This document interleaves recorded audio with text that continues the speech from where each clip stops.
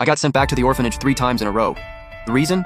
Simple. I argued about everything and had zero filter. Then the 10th couple walked in with a little girl, and suddenly a wall of text flashed before my eyes. This girl was the villain heiress, spoiled rotten from birth, so arrogant it hurt. Cross her once, your whole family's ruined. Her parents were desperate, so they figured adopting a sweet, obedient kid might slowly rub off on their little monster. Sweet and obedient? Yeah, that's not me. I let out a bored yawn. Mom, look at that chubby little boy who just yawned! I frowned instinctively and shot back without thinking. Chubby? Are your eyes glued shut with sleep crust or what?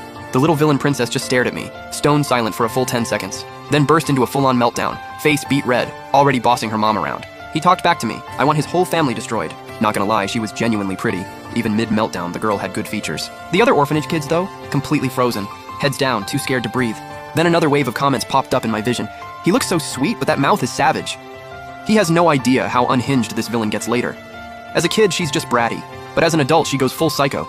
All because she can't have the male lead. She locks him up, breaks his legs, and keeps him like a pet. Lucky for this kid, he doesn't meet the villain family's adoption criteria. Otherwise, who knows how he'd end up. I finally relaxed. Sweet and obedient doesn't exist in my vocabulary. As long as they don't pick me, the villain's got nothing to do with me. The gorgeous woman was apologizing to the orphanage's Ms. Sue, explaining that her daughter had been spoiled by the grandparents and was impossible to control. Ms. Sue waved it off with a smile. Oh, don't worry. Yuen's just always been this way.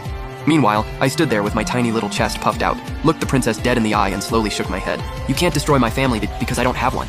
The princess stopped crying mid-sob, stared at me like a glitch had occurred, even shuddered a little. Her face went red. Then she came at me. That's impossible! Do you seriously not have parents? I tilted my head, genuinely confused.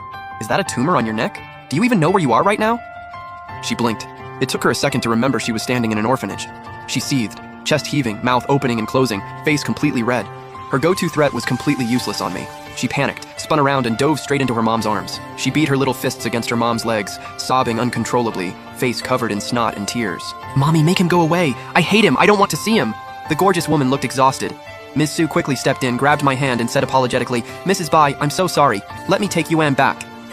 Before Mrs. Bai could stop her, Ms. Sue turned to me, voice firm. Yuan, go apologize to your sister and then we'll head back. Ms. Sue had always been good to me. She never blamed me the times I got returned. I didn't want to make her life harder, so I dragged myself over to the princess. She watched me like I was a threat, clinging to her mom's leg with both hands. I stood straight in front of her, smoothed out my faded collar, and said quietly, Sorry. The princess lifted her chin, let out a little and that smug look crept right back onto her face. And that's when my whole personality decided it was done being patient. I added, Which part hurt you? Tell me. I want to say it again. Her eyes went wide.